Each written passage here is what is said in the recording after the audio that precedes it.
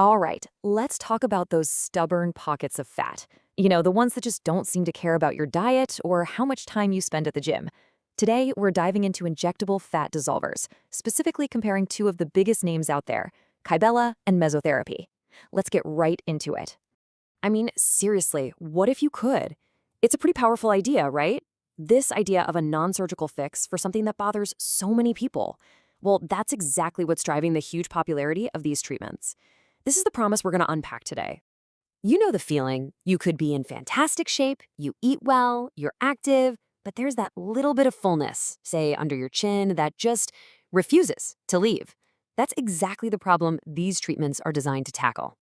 Okay, let's get one thing straight right off the bat because it's super important. These injectables are not for weight loss at all. They're sculpting tools. Think of it like fine-tuning your body's shape, not a total overhaul. Managing expectations here is absolutely key. So now that we're on the same page, let's meet our two main players. In one corner, you've got the really well-known FDA-approved Kybella, and in the other corner, you have the more variable, globally popular treatment known as mesotherapy. And boom, right away, we hit the single biggest difference between these two. Kybella went through all the rigorous hoops to get FDA approval specifically for that fat under the chin, the double chin. Mesotherapy, on the other hand, does not have that stamp of approval in the US, and as we'll see, that makes a huge difference in terms of what you're getting. So you might be wondering, what's actually in the needle? What's the magic ingredient that's supposed to be melting this fat away? Well, the answer is totally different for each of these treatments. With Kybella, the formula is actually pretty simple. Its power comes from something called deoxycholic acid. And what's really fascinating is that your body already makes this stuff. It's a type of bile acid that your gut uses to break down and absorb the fat you eat.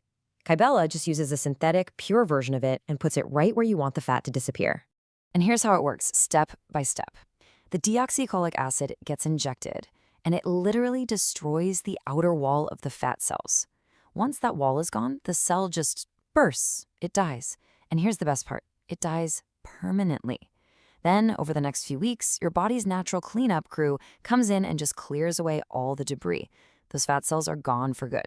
Now, mesotherapy, that's a whole different ballgame. It's not one single, standardized ingredient. It's more like a cocktail of different things. And the recipe can change a lot depending on who's doing the injecting. It often has deoxycholite, kind of like Kybella, but it's mixed with other stuff like vitamins, enzymes, you name it. This lack of a standard formula is really what defines mesotherapy. Okay, so we know what they are, but what's it actually like to get these treatments? Let's walk through what you can really expect if you decide to go for it. This chart gives us a really nice side-by-side comparison. A Kybella treatment is super quick. We're talking just 5 to 10 minutes, but you'll probably need 2 to 4 sessions to really get the results you want. Mesotherapy might need even more, sometimes up to 6 sessions.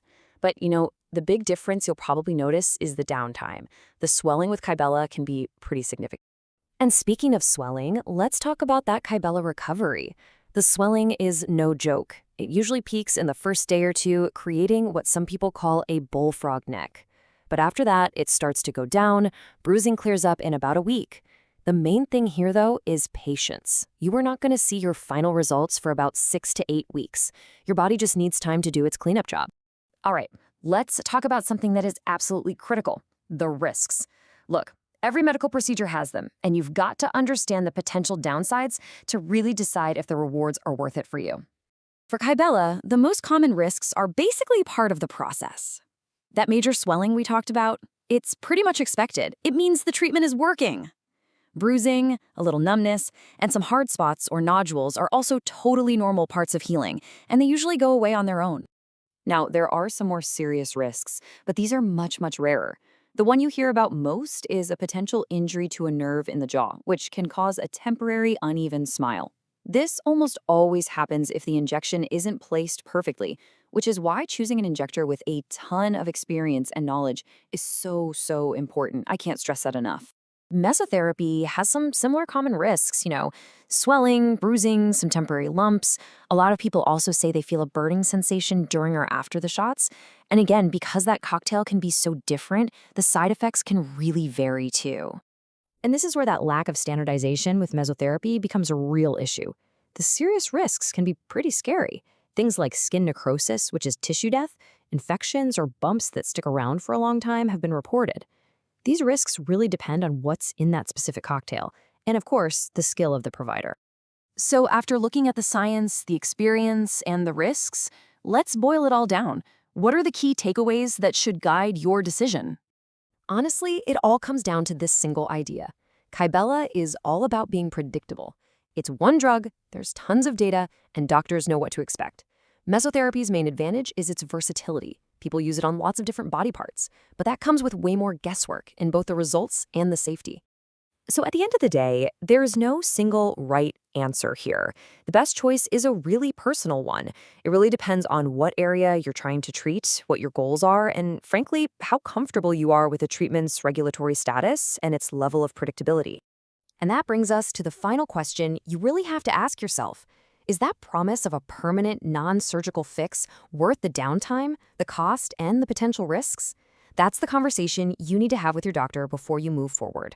Thanks for joining us.